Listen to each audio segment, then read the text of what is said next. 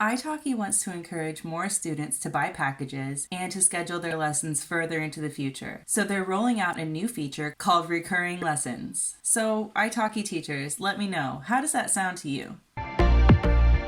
Currently, this feature is being beta tested with only some students having access to it. But in theory, any of us teachers could get a booking from one of those select students. I read through the information about this on the italki website a few times, and here's a rundown of the basics just in case you haven't had a chance to read about recurring lessons yet. Instead of booking lessons manually, students can opt to schedule from 4 up to 16 weeks worth of lessons at a time. The official reasoning from italki is as follows, I quote, "Recurring lessons make cultivating a long-term habit easier and help you to stay on track with your language goals." I absolutely agree with that reasoning. It's hard to stick with your self-improvement plans.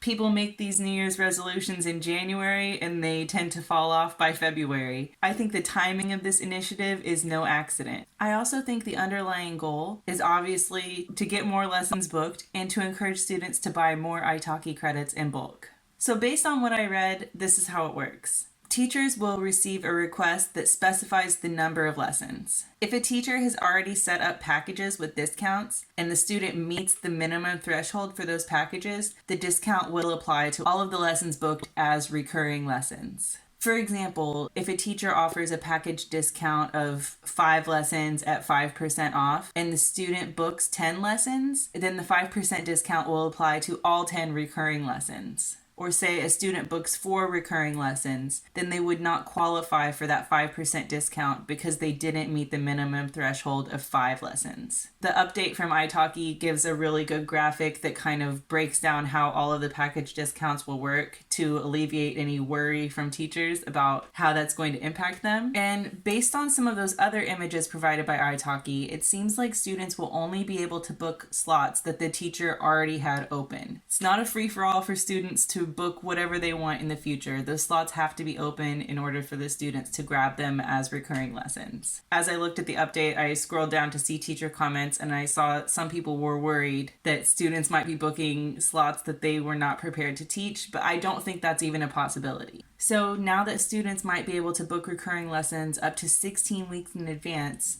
it might be a good idea for teachers to open up slots as far into the future as they possibly can in order to encourage these recurring bookings. No one has said otherwise, so I'm assuming that the same cancellation policies will apply. I think this is also a subtle way for italki to encourage teachers to open more and more slots months down the road. If I were a prospective student scrolling through possible italki tutors and I saw that some teachers had lots of slots open for months and months, that would give me some reassurance and give me the impression that there are lots of teachers to choose from and lots of slots to be had. And this could, in theory, encourage more students to sign up on italki instead of a different platform. We know there's a lot of competition in this market right now. So ultimately, I think this push towards recurring lessons could be really beneficial for everyone involved. Current students are going to be encouraged to stick with a plan and be more successful in their language learning. Teachers would theoretically be getting more bookings and therefore more money, which is great. And also, I think italki stands to gain by attracting more prospective and new students